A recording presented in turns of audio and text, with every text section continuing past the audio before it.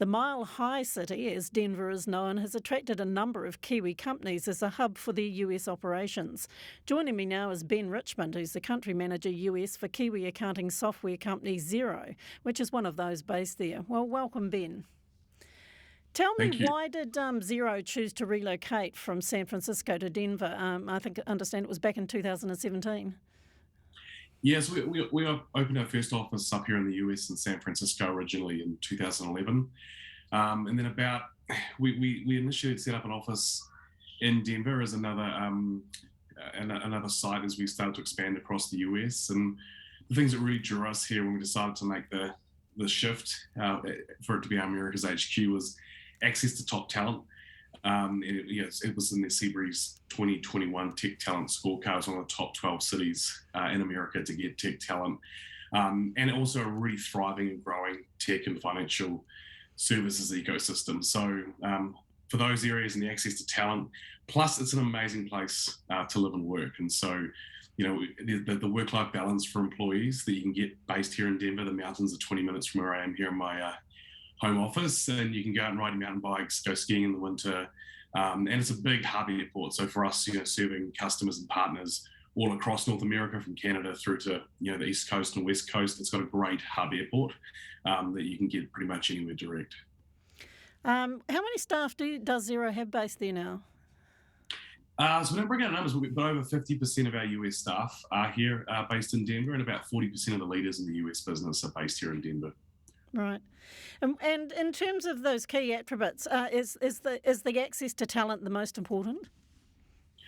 Absolutely, and I think there's been a big migration. I mean, I moved up from New Zealand. I've been with Xero for 9 years. Moved up here 5 years ago, and it's definitely, there's been a migration from a lot of the cities. When you think about the Bay Area, when you think about New York, a lot of those other predominant tech hubs, as people look for better cost of living, as people look for more balance in the lifestyle, and particularly with the pandemic, people looked at remote work became much more of a thing. We've seen a mass migration of people and talent here to Denver, and so I think that's been a really big plus for us.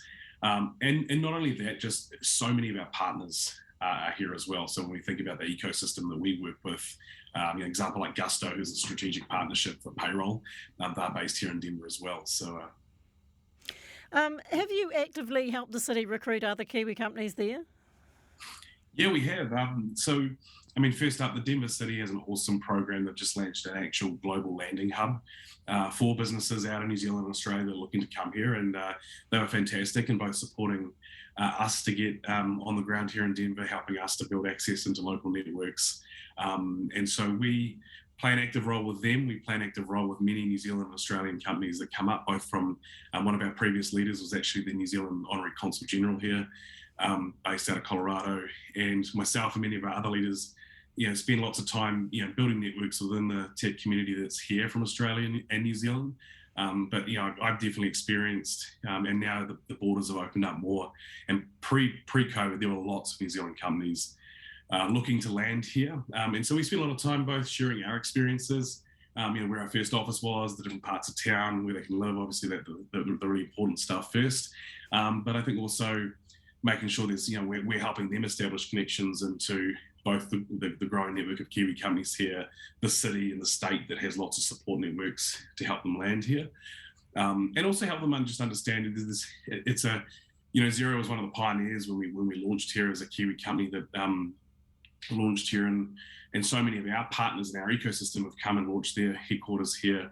And so for us, it's also sharing experiences as Kiwi companies looking to land and grow market fit and grow their businesses here in the US. And as a company, we've had lots of success. We've learned lots of things, and so we love the opportunity to share with them, the pitfalls to avoid, the ways and some of our lessons that we've had in our journey here. Do you think that critical mass makes it easier, particularly for perhaps smaller founder-led companies? Yeah, absolutely. And I think it's, some of the more prominent tech cities like the Bay Area, you've got the talent can get super expensive, right? And for startup founder-led companies that might be right at the start of the journey, where every dollar counts, being able to get into a place where cost of living's a bit better. We can get talent in there. And I think the other piece for us too is you're so central here, so you can be so close to your customers, and getting in front of your customers as you grow your product fit out, as you grow your brand up here in the US. The other thing as well is, I mean, the time zone here in Mountain Time, it's compared to say the East Coast. So I think it's only 1 hour forward from Pacific time on the West Coast. So it's still there's still a good overlap during the day, and a lot of the companies that are based here in the US from New Zealand still have headquarters in New Zealand as well. And so you've got that really nice overlap of time for Kiwi companies that are working with their peers in the New Zealand market. I'm told by NZTE that there's a lot of VC funds also and investors based in Colorado.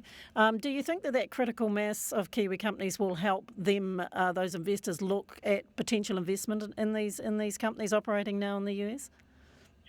Yeah, absolutely. I mean, I think both New Zealand and Australian tech has got a fantastic reputation in the US. We've got lots of successes, even beyond Xero. And so being together, being able to promote and help each other get a leg up is super important.